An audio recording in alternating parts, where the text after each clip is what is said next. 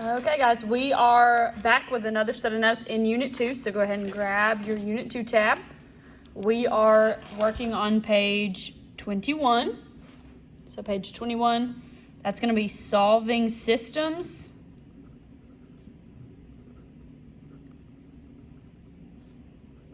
by graphing. So solving systems by graphing. And once you get that written down, you need to take the notes, which is just one sheet of paper, fold it in half, and then tape it down on page 21. So I'm going to give you a little bit of time to do that. Okay, so your notes should be taped down on page 21. We are going to talk about how to solve systems of equations by graphing. Last class, we talked about how to graph linear functions using slope-intercept form. So remember, we graphed the y-intercept and then we graphed the slope. So we did this last class. So today, we're doing the same thing. So we're going to be graphing, but we're going to graph a system. So before we actually start doing this, we have to talk about what a system is. So you'll have to turn your notebook sideways, so that way we can chat about what it is, the solutions, and all that good stuff. So we're going to start with the simple question of what is a system, okay? A system is two or more equations graphed on the same coordinate plane.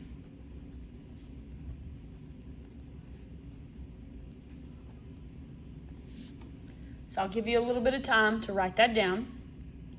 But a system, it is the only thing it is. It is two or more equations graphed on the same coordinate plane. So remember, a coordinate plane is just a graph. So we're going to graph two lines on the same graph. That's what a system is. Algebra 1, we typically just keep it to 2. Once you get to Algebra 2, you graph 3 lines on the same graph. Still called a system, though. Okay, now let's talk about the solution to the system of equations. The solution is the point of intersection of the lines graphed.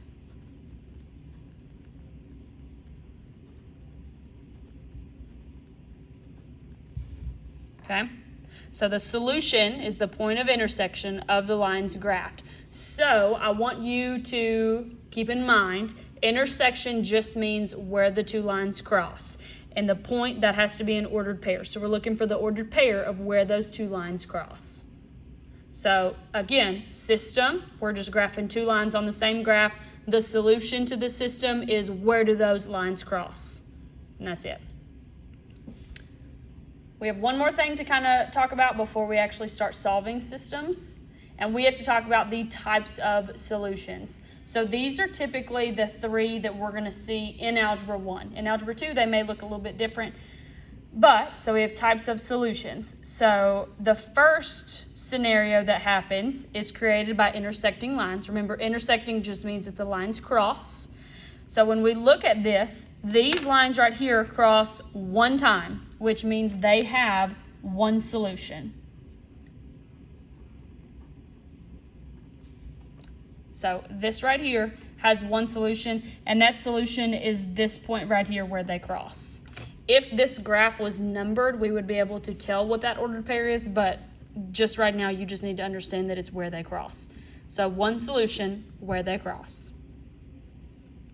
Second option is this one, and that's created by parallel lines. So you should have learned in middle school that parallel lines never touch. They never cross, they never intersect. They don't even get anywhere close to intersecting.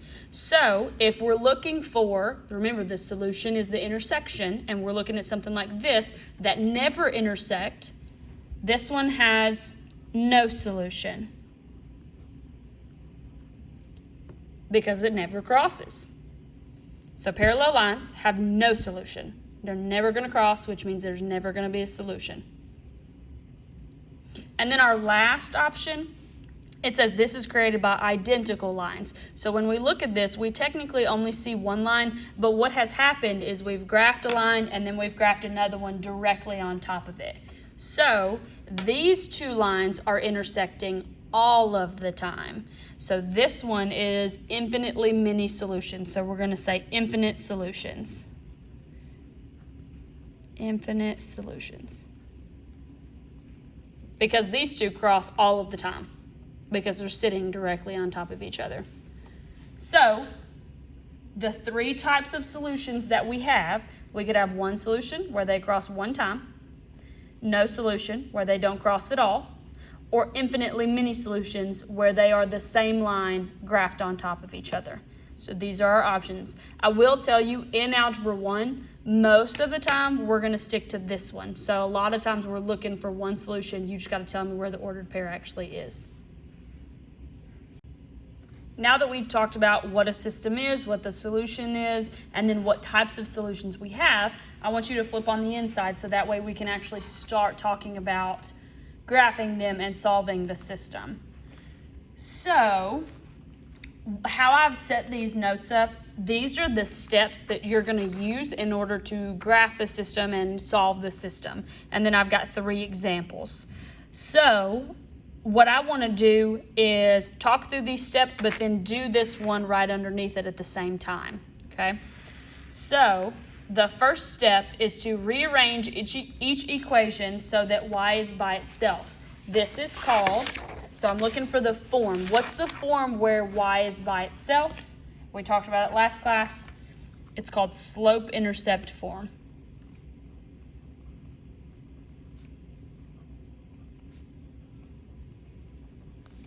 Okay, so rearrange each equation so that y is by itself. This is called slope-intercept form.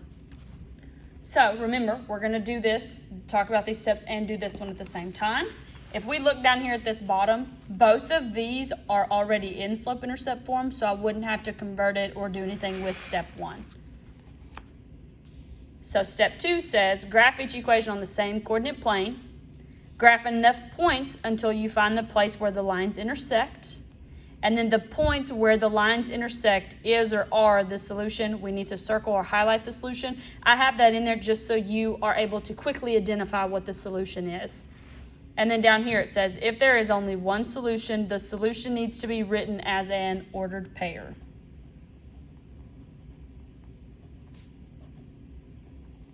Because remember, the solution to the system is just the point where they cross, and since it's a point, it has an ordered pair that goes with it.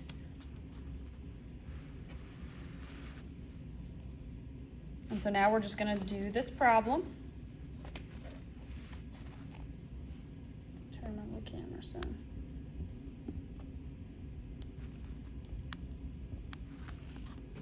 Okay, so looking at the first one, I always graph one at a time, and that's what I tell all of my students. Graph one at a time so that way you don't get lost trying to graph both of them at the same time. So we're going to start at this first one right here. Y equals x minus 8. So from last time, we have slope and y-intercept. So I'm going to write out m is our slope. M is the number in front of x right here, which is an understood 1. And remember, any whole number, you can put it over 1. So my slope is 1 over 1. And my y-intercept, which is my b value, is this number back here at the back. And that's negative 8. So now I can automatically start graphing. So my y-intercept is what I need to graph first. So I'm going to start on the y-axis, this one right here, but I'm going to go down here to negative 8, and I'm going to plot a point. From that point, I'm going to move according to my slope, which is up 1, right 1, up 1, right 1, up 1, right 1. And I'm just going to keep going until I get enough points. I actually draw probably too many points because remember, this is a system, so we're looking to see where it's going to cross. So I've actually run out of graph on this side, so I'm going to get the rest of these. So I have to go down and left to get the rest of them. So I graph, normally when I do systems, I graph until I can't graph anymore because we're looking for the point of where they're going to cross. So then I'm going to take my protractor. I'm going to line my dots up, draw a line that connects them, and put arrows on the end. Remember, the arrows just means that it continues on forever, and we need the arrows there. Okay, so the first one's done. Now I have to graph the second one. So the second one I'm going to label out again. So we have slope. This is a -2. Remember, that's a whole number, so anytime we see a whole number, we can take it and put it over 1. So my slope is actually -2 over 1. And then my y-intercept, which is the number at the back, is just +1. So now we can graph.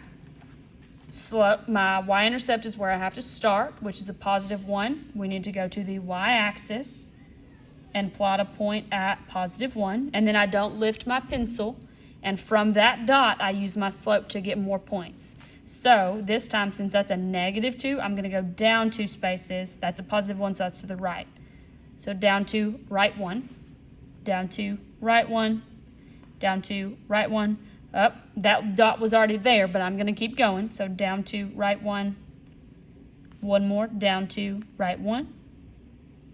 So now I have enough dots that when I draw my line, I'm going to quickly see. So on this one, I wouldn't need to continue to draw some points right here because I already know where it crosses. It crosses down here, so I don't need these points. So line your dots up, draw your line. Make sure you add arrows. Okay. Now the solution to this is the point at where they intersect, which is right here. Okay? And anytime we're dealing with a system, we need to list out the ordered pair that goes with it. So this one, and we'll write it underneath this graph, has one solution because it crosses one time. So one solution, and that solution is at, and then you would need to list the ordered pair. So remember that your x value comes first when you're listing an ordered pair. So here's the point that I need. So I'm going to go to 3 and then down to -5. So my solution is at 3, -5. And there we go. That's it. So you're just graphing 2 lines and checking out where they intersect or where they cross, and then where they cross, that is your solution. So I'm going to I actually want to go down and do example 2 with you, and then we'll pause the video so that way you can do example 1. So look at example 2 right here. Flip my book. So example 2. Remember, we're going to stop and let you do example 1 on your own. So example 2, the reason why I actually wanted to do example 2 with you is because we actually have to address something right from the start. So when we look at these 2 equations right here, they are not in slope-intercept form. It's not that big of a deal. It just means that you have to fix them and convert them to slope-intercept form before we actually get to graph them. So I'm going to walk you through these. So take a look at this first one. We're going to start with the first one. I always do, remember, one at a time. So let's look at this first one. We have 2x plus 3y is equal to 6. The whole goal, we need to convert this to slope-intercept form. So my goal is to get that y completely by itself over here on the left-hand side. So that means I need to get rid of that 2x, and I need to get rid of that 3 in front of the y. So there's certain steps that we have to take. It's just like solving an equation. We're going to use inverse operations to fix it. So here's what it's going to look like. I need to first get rid of that 2x right there. In order to get rid of it, since it's positive, I'm going to subtract 2x, and I need to do it from both sides to keep the equation balanced. So I'm going to subtract 2x from both sides. These 2x's are going to go away, which was my goal. And I'm going to be left with that positive 3y because the 2x's are now gone. So I have 3y is equal to, and now I have 6 minus 2x. Since we are trying to put it in slope-intercept form, keep that in mind because these 2 cannot combine. They are not like terms, so we're going to actually have to list both of them out. But I always take the x variable and I put that one first because we're trying to put it in y equals mx plus b, and the x always comes first. So I'm going to do -2x, and that's a positive 6, so just plus 6. So see, I wrote them out twice, but all I did was put the X in the front. Okay? Now, I only have one more step, and that is to get rid of that 3. And so remember that this is 3 times y. So the inverse of multiplication would be division. So I'm going to divide by 3. And we need to divide both sides. So we need to divide everything by 3. Just like that. So then those 3's are going to go away, and I'm left with y is equal to. Now here's the thing, and a lot of kids mess up on this, so we have to be super careful. Look at the numbers first. So we have -2 divided by 3. That does not simplify, and please do not change it to a decimal. So we're actually going to leave it as -2/3. I'm going to bring down that x, and then now I just need to take care of this. 6 divided by 3 is 2, so this is just going to simplify to a +2. This is what I need to graph. It is now in slope-intercept form. So it just normally takes 1 or 2 steps to convert them, and then you have it in slope-intercept form and can graph. So I'm going to go ahead and graph this one because I always like to do convert one and then graph it.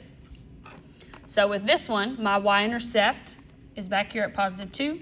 So I'm going to go up on the y-axis to +2, and I'm going to plot a dot.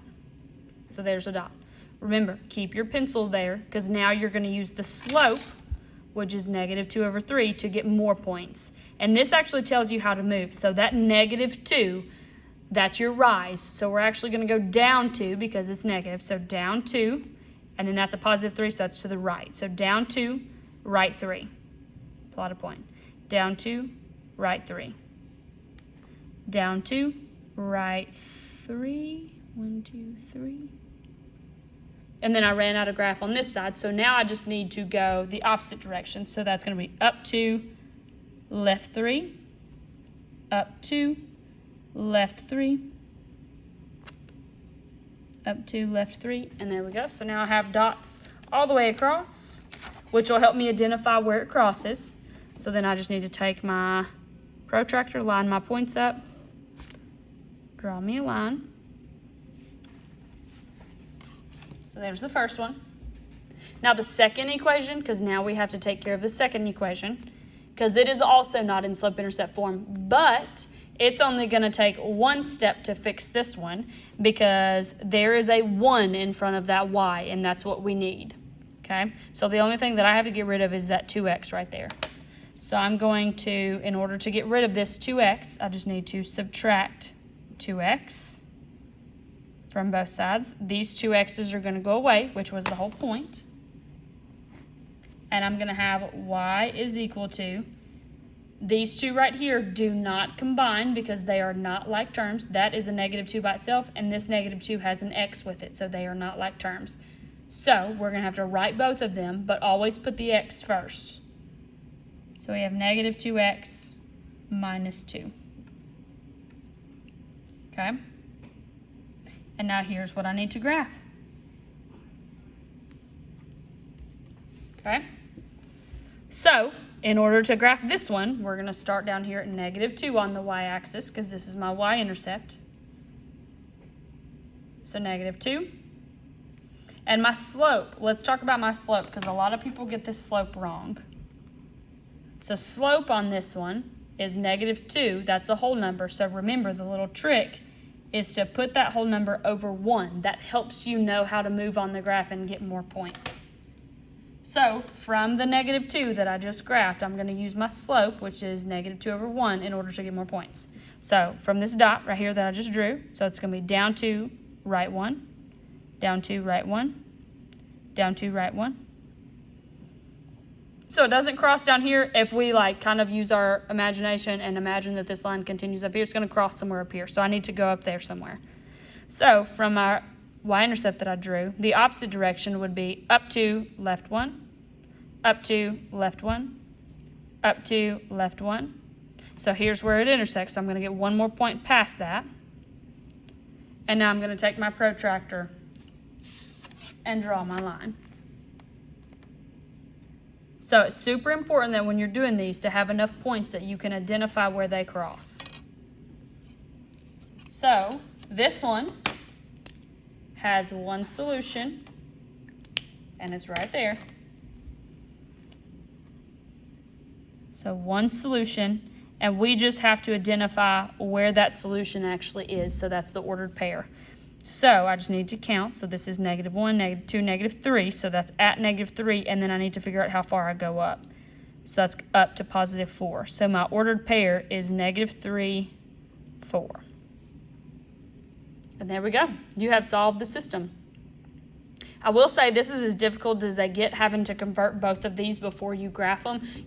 You don't see a lot of problems like that, but if you do, this is how you would do it. Just convert them and graph them. Okay? So here's what I want you to do, because I want you to practice on your own. I want you to, when I say to, pause this video and work on example 1, try to graph it on your own, and then once you get it graphed and once you have identified the solution, then click play and see if you got it correct.